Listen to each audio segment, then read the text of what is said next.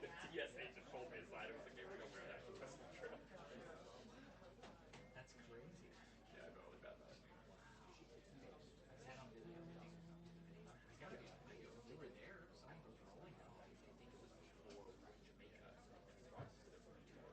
Hi, John. It's Sarah. Good to see you. The White House press briefing room is packed today, and the press office is expecting a lot of questions about the Iranian strikes, as they should, because there was a massive dump of information from the Pentagon today, and also some intelligence that was shared by the president himself on Truth Social today, specifically about those trucks that were seen in satellite imagery outside of that nuclear site in Fordow, tearing apart Iran's allegations that they were able to move that enriched uranium away from that site several days before those strikes happened. The president is saying that's simply just not possible. They are in full court press mode here, trying to push back on that leaked information earlier this week. Then there is also this search for the leaker. The White House hasn't publicly said that they believe this leak came from Capitol Hill. However, they have said that it happened shortly after some information was shared with Congress. And then, of course, we saw those classified briefings that were delayed shortly after. So they're going to start limiting information, classified information that is shared with Congress. And there might be some questions today about how they'll decide what information they will limit and how lawmakers will feel about that, because, of course, Congress has oversight privileges as well. And Deputy AG Todd Blanche, by the way, told Fox News last night, or Ingram, that they are ready to go after and charge really anyone, even if they are a member of Congress, if they in fact release this information. A lot to get to here at this press briefing. I think they can back on me.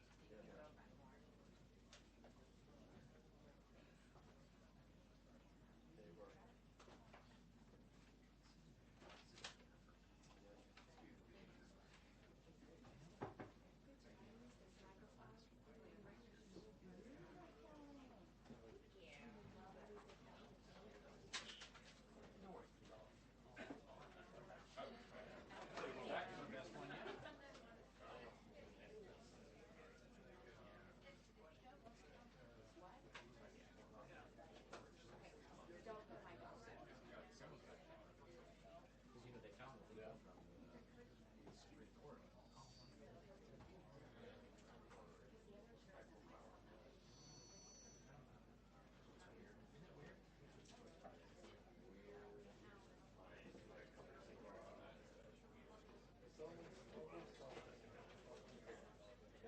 Yeah.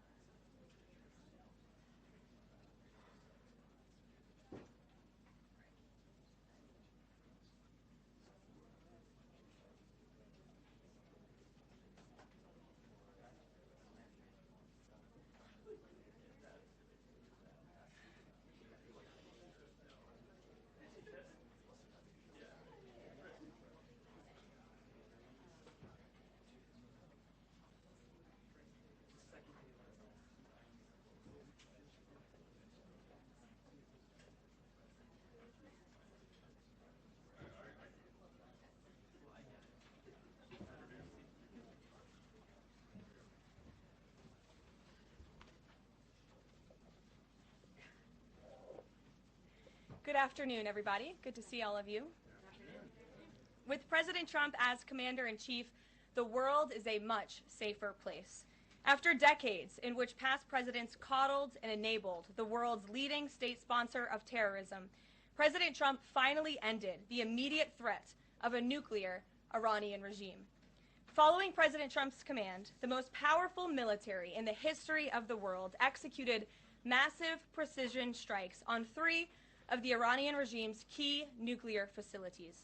The objective of Operation Midnight Hammer was to destroy the regime's nuclear enrichment capacity and stop the grave nuclear threat posed to the United States, Israel, and the rest of the free world. The mission, which will go down in the history books, was an overwhelming success.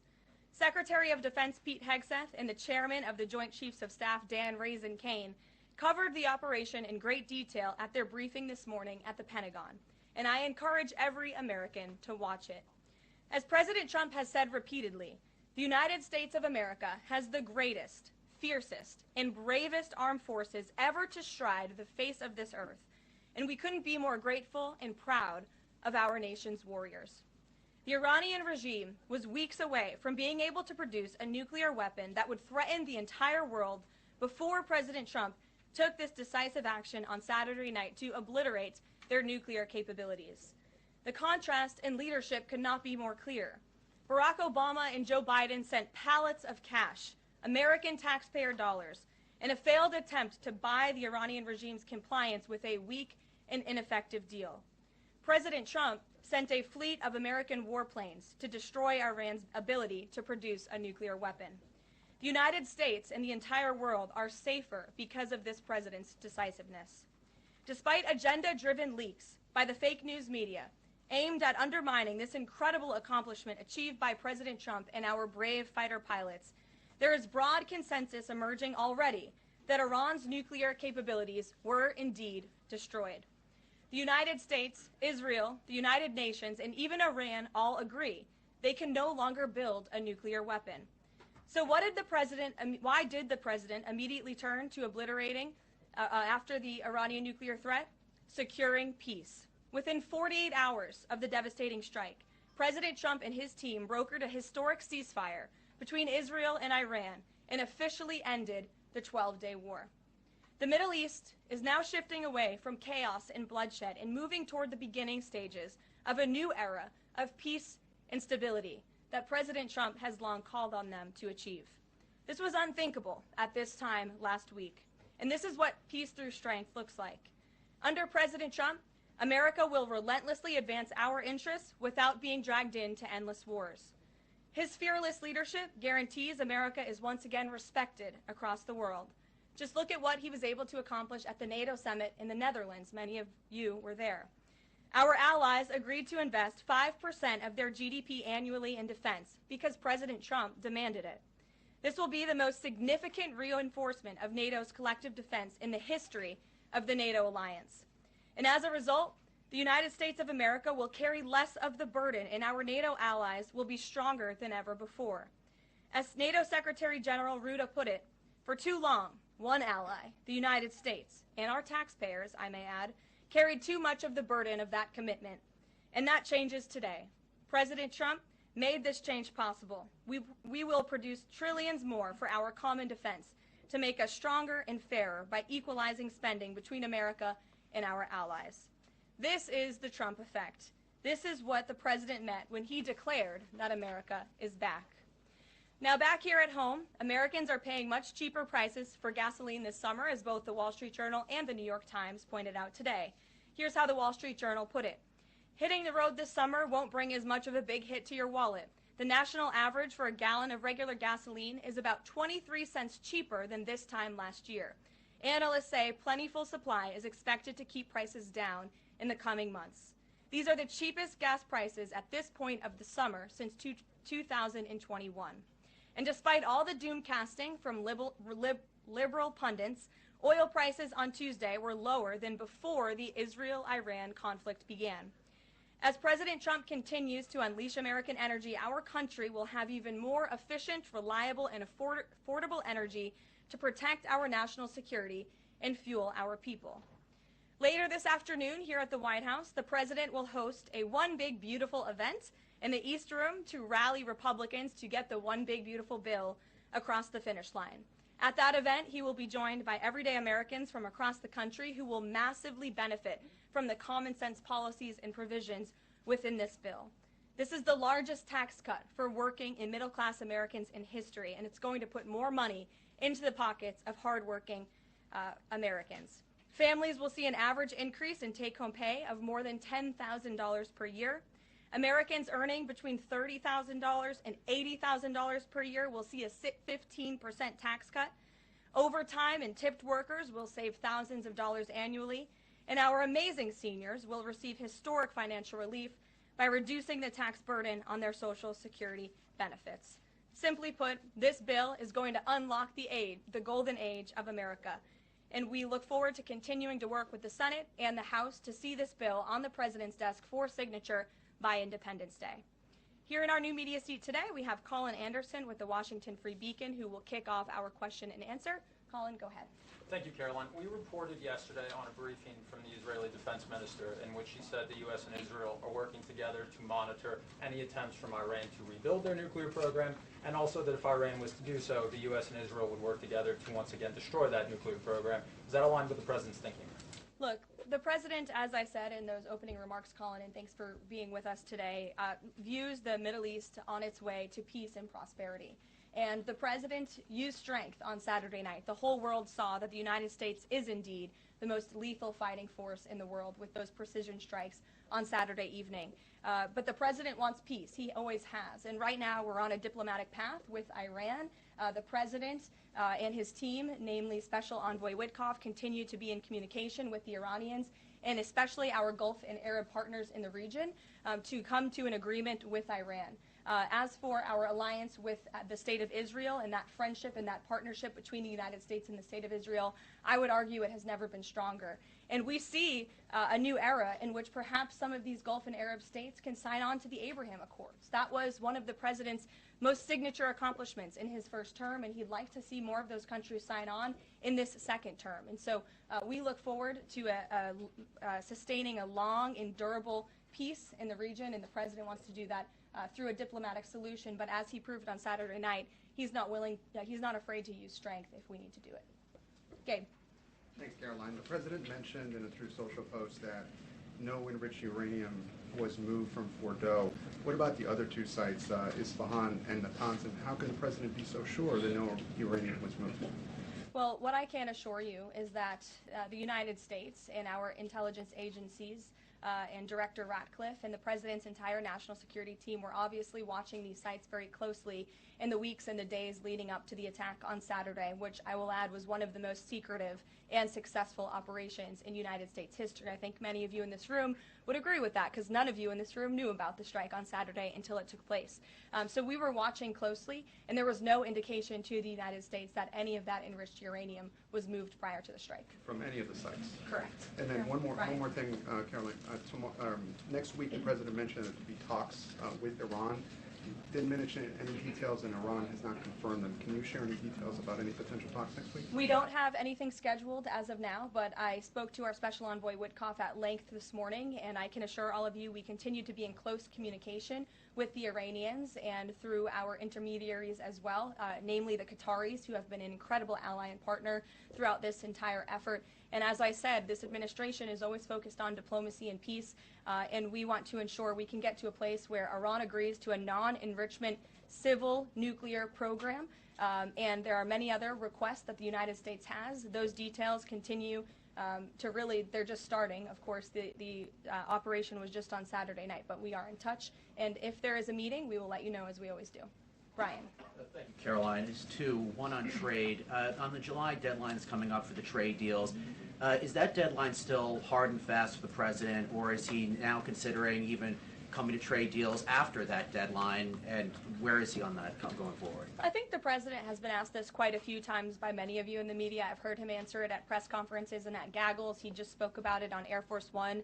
The deadline is not critical. The president can simply provide these countries with a deal if they refuse to make us one by the deadline, and that means the president can pick a reciprocal tariff rate that he believes is advantageous for the United States and for the American worker, and he will continue to do that. But as for the deals, our United States Trade Ambassador, Jamieson Greer, I speak to him frequently. He's working very hard, and he has had very good and productive discussions with many of our key trading partners. And on the One Big Beautiful Bill, there's conversations on the Hill right now about the Medicaid cuts.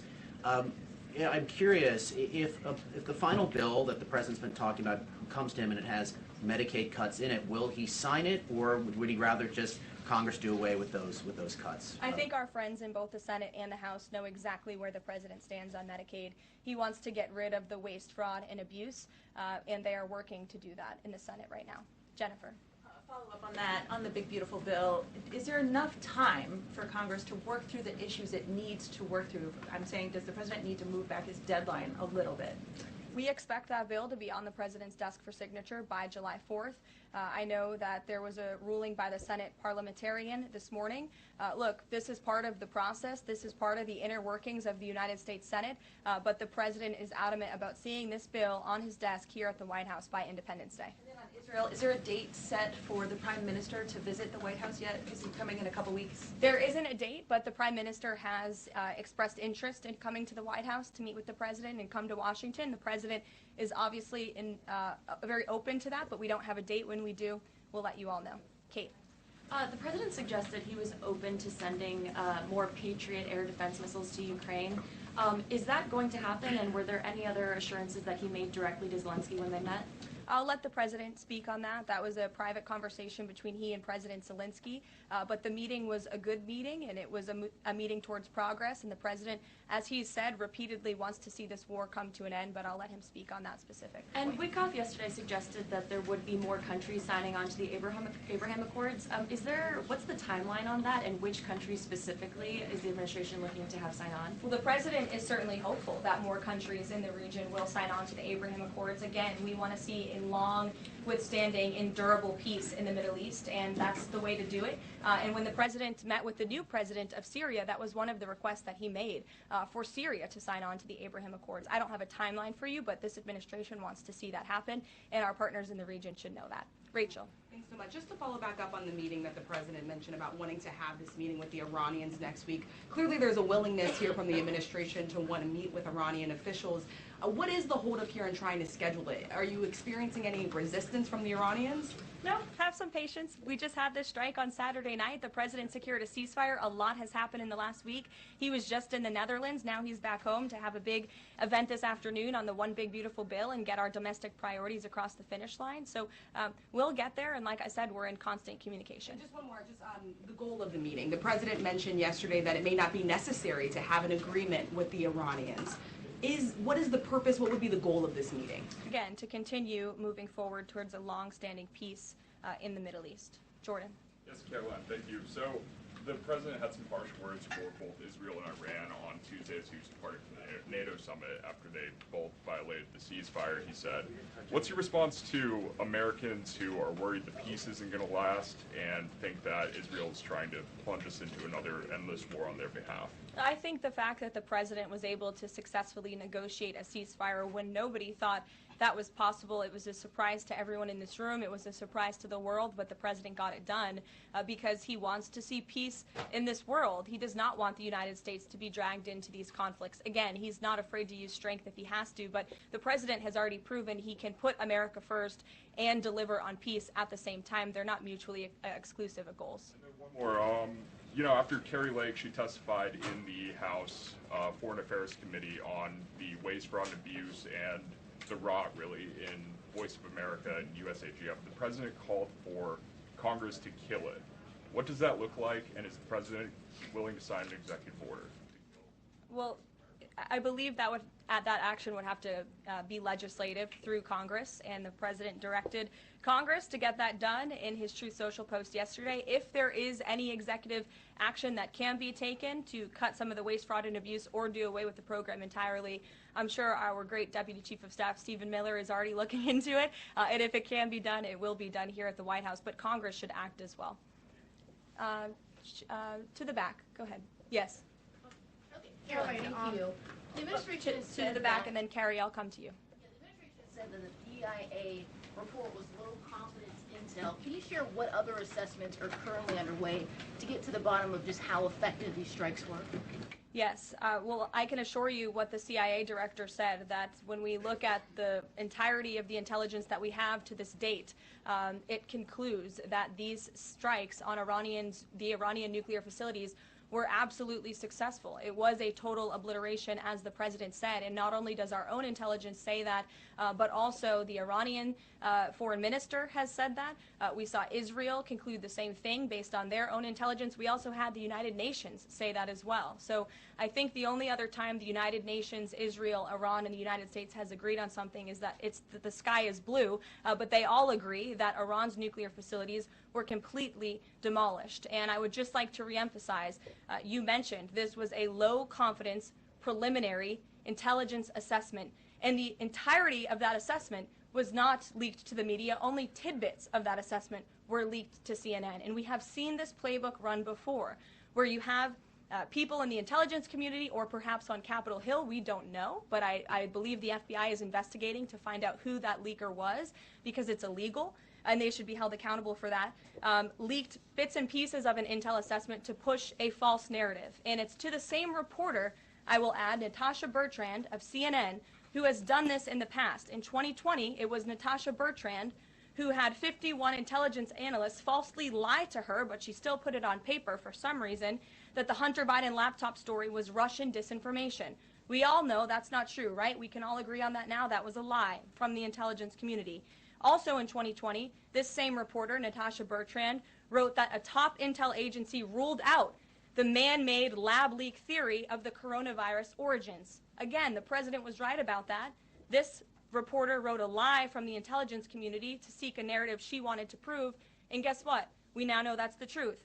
Also, in 2024, Bertrand pushed the suckers and losers hoax. She also pushed the fine people hoax, which was taking the president's words purposely out of context.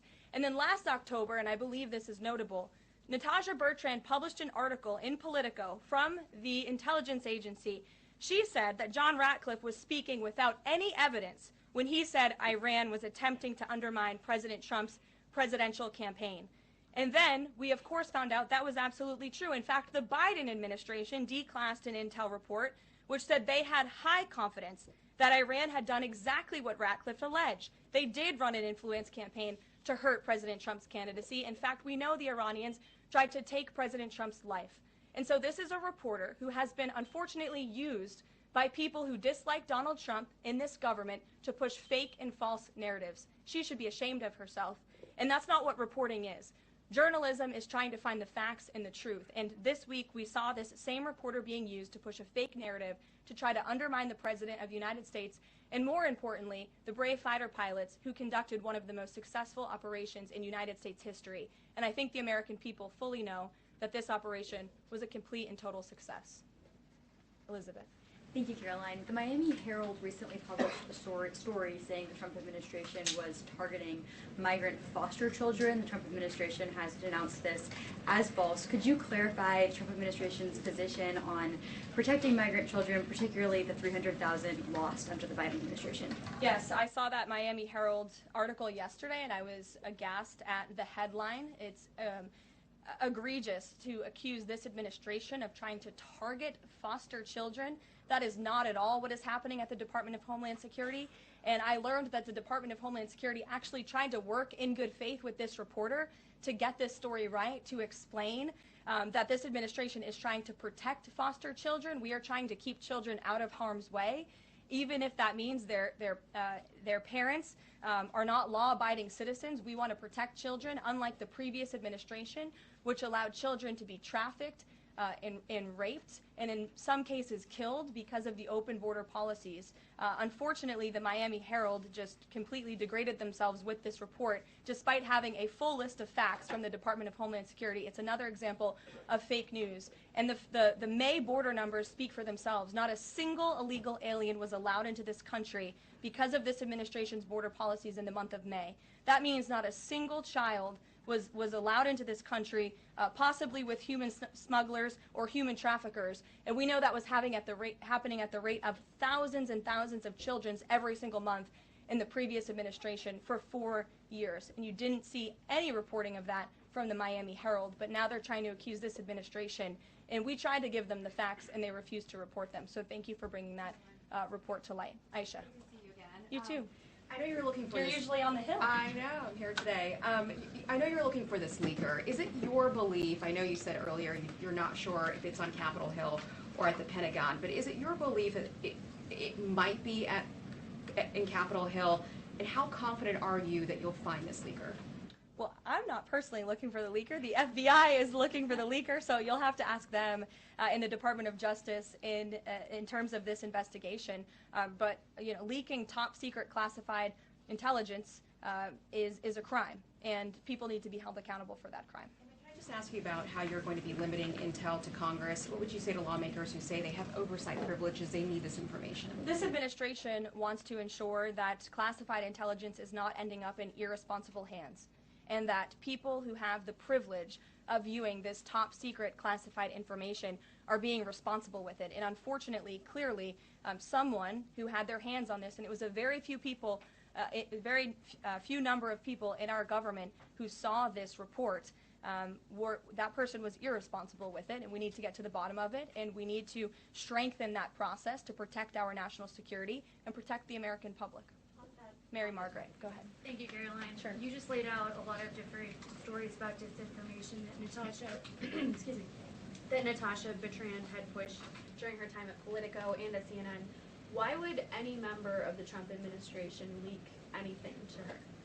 Well, again, as I just said, we're investigating who that leaker was. It could have been someone in the intelligence community, or it could have been someone on Capitol Hill who had access to this document. The FBI is searching for that person. Go ahead. Thanks, Caroline. The president was And obviously... clearly it was done to undermine the president, to answer your question. And I'm sorry, I really wanted to follow up on that really quickly. Before the strikes on Iran, we saw a number of other leaks about Tulsi Gabbard, the Vice President Vance. Is there an effort to divide the president's team when it comes to these leaks and which reporters they choose?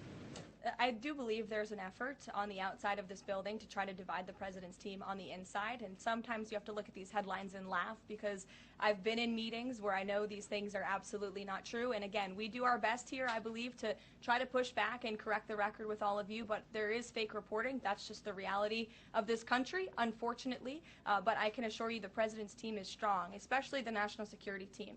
Everyone is very proud of the president, of our commander-in-chief, and of our military for the successful operation that took place on Saturday night. Thanks, Caroline. The president was obviously very pleased with getting his NATO allies to increase defence spending. He's made the same demands of Asia-Pacific allies of the United States, including Australia, where I'm from.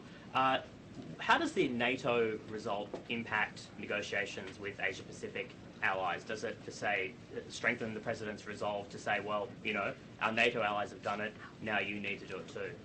Yeah, I mean, look, if our allies in Europe and our NATO allies can do it, I think our allies and our friends in the Asia-Pacific region can do it as well. But as for our specific relations in those discussions, I'll let the president speak on those. And can I just ask as well, when he had to leave the G7 early, he missed out on a number of bilateral meetings that were scheduled with other world leaders, including the Prime Minister of Australia. Obviously, President Zelensky, he's managed to meet since then, but are there plans afoot to make up for those meetings with the world leaders that he missed out on? Yeah, I think many of those world leaders understood the situation happening in the Middle East and the urgency and the need for the president to get back to Washington to monitor that situation. And obviously that was the right call, considering the success of not only the operation on Saturday night, but also the ceasefire that the president has since brokered on behalf of not just our country, but the entire world, frankly. But he has made up a couple of those meetings, and he has had direct phone calls with some of those leaders he was supposed to meet with as well. Not all. Ed. Yeah, thanks, Caroline. So to clarify on trade, so what happens to the countries other than China on July 9th? That's a decision for the president to make, and I will let him make it. Okay, and secondly, so now that oil is just about upper $60s a barrel, when's the administration going to start refilling the Strategic Petroleum Reserve? That's, again, a decision for the president to make and our Secretary of Energy. There's no imminent plans to do that, from what I understand. But as you have seen with the plummeting of oil prices in this country, it's because this president and our Department of Energy have really tapped into our resources here, and we have an increase of supply, unlike the previous administration that totally hampered our domestic energy efforts, but totally robbed and drained our strategic petroleum reserves. So when the time is right, the president will make that decision. But right now, we are utilizing the resources that God blessed us with right here in our country to produce energy for our people. You know, one more if I could, on the One Big Beautiful Bill, does the president believe the parliamentarian of the Senate should be removed? I haven't spoken to him about that, and I'll let him speak on it. However, again, he knows this is part of the process and the inner workings of the Senate, and he wants to see this bill done, and he remains very much engaged in these conversations and in this process with lawmakers in both the Senate and the House side, and the whole White House does as well.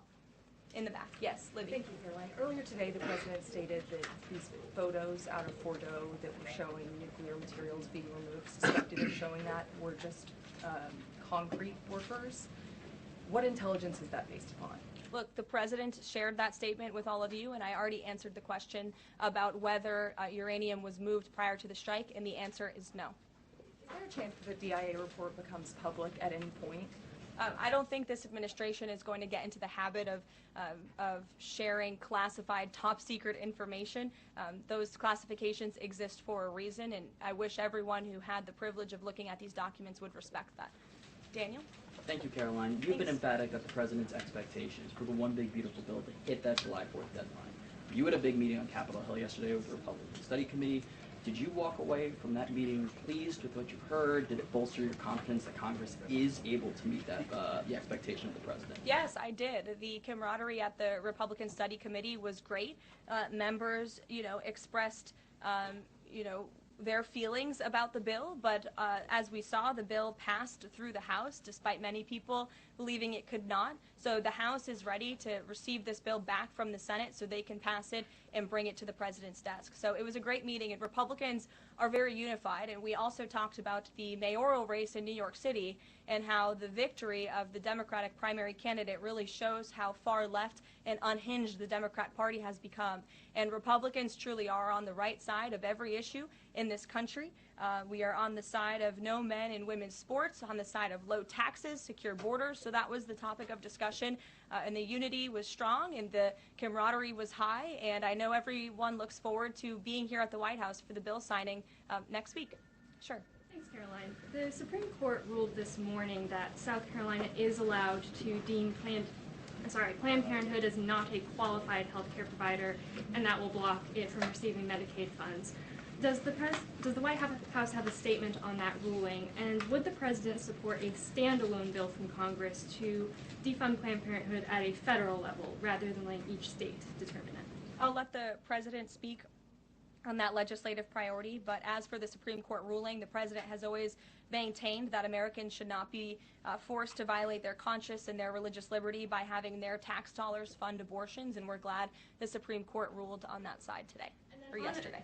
Then on Iran, but on a domestic matter, in January, President Trump revoked security details for several former administrations, including Mike Pompeo, Mark Milley, and John Bolton. Given the heightened tensions with Iran right now, is he considering restoring those security details? That's not under consideration right now. Fran. If I could follow up on trade, and then I have a question about the bill as well. Are you saying at this point that there's no plans to extend that July 8th and July 9th deadline? I mean, especially with everything that's been going on from Iran to the tax bill on Capitol Hill, is that under consideration at all at this point? Perhaps it could be extended, but that's a decision for the president to make.